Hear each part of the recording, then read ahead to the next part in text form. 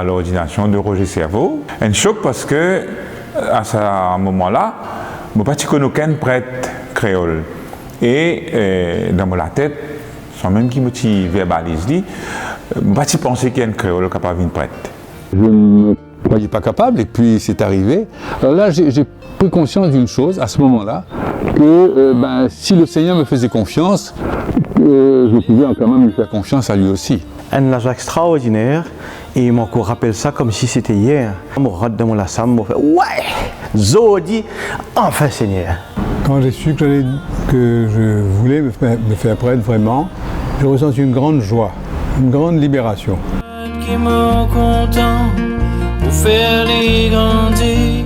Alors on dit le jour de mes 25 ans de sacerdoce, quand Monseigneur Margéo a célébré la messe avec moi, sous un grand intendance du Tabor, et que ma vieille maman était là. Le travail pour préparer, chez le projet Cléopas, qui me fait avec mon paroissien à Rochebois. Et ça fait qu'il m'a dit, c'était pour moi extraordinaire. Un événement qui m'a beaucoup marqué, c'était quand deux de mes élèves au collège Saint-Esprit ont décidé de se faire prêtres eux aussi. Et j'ai eu l'occasion de les accompagner pendant longtemps. C'était Arriva Rodrigue au moment que je gagne l'autonomie. Et donc, on rentre dans ce processus d'autonomie et vivre avec ça, et en même temps, l'avènement du vicariat apostolique. C'est extraordinaire parce qu'il m'accompagne un peuple dans ce moment le plus important, dans ce tournant. Pour faire les grandir. Le Seigneur a toujours appelé. Ce qui est extraordinaire, c'est qu'à un moment quelconque, il faut savoir, est-ce qu'on peut être heureux en tant que prêtre? Est-ce que vous voyez en moi un prêtre malheureux? C'est une aventure extraordinaire qui fait nous vivre nos affaires, qui amène nous à prospérer dans notre vie. Donner sa vie pour le Seigneur, c'est quelque chose de merveilleux. De prendre son temps pour décider, pour entendre l'appel du Seigneur. Mais de croire qu'il y a dans cette manière de donner sa vie une grande joie qui l'attend.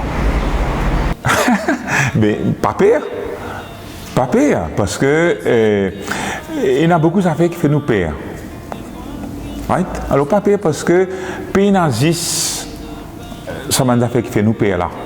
Je connais, je fais seulement 25 ans, mon encore un peu les temps, j'espérais, pour enjoy être prête.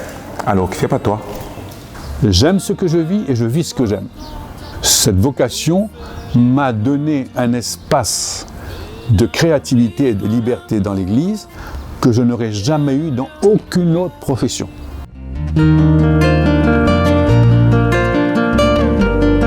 La parole du Seigneur à ses apôtres au dernier repas, il leur dit « C'est pas vous qui m'avez choisi, c'est moi qui vous ai choisi et qui vous ai mis à cette place pour que vous alliez et que vous portiez du fruit. » Je n'ai pas été fait prêtre en général ou évêque en général, mais c'est à l'île Maurice, ici, dans ce contexte très précis, c'est là qu'il m'appelle à porter du fruit.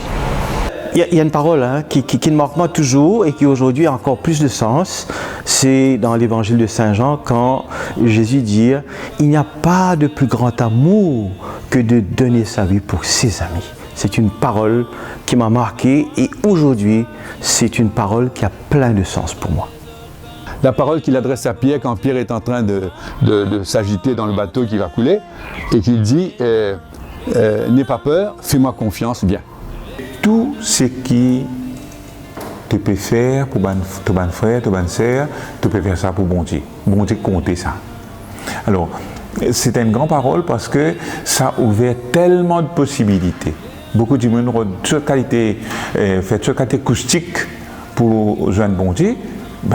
Tu n'as pas centaines. Parce qu'ils te joignent par centaines, ton frère, ton sœur, tous les jours. Et tout ce qui te fait pour eux, tu peux faire pour bon Dieu. Donc tu as 100 possibilités tous les jours pour joindre bon Dieu, pour faire plaisir bon Dieu, pour enjoy.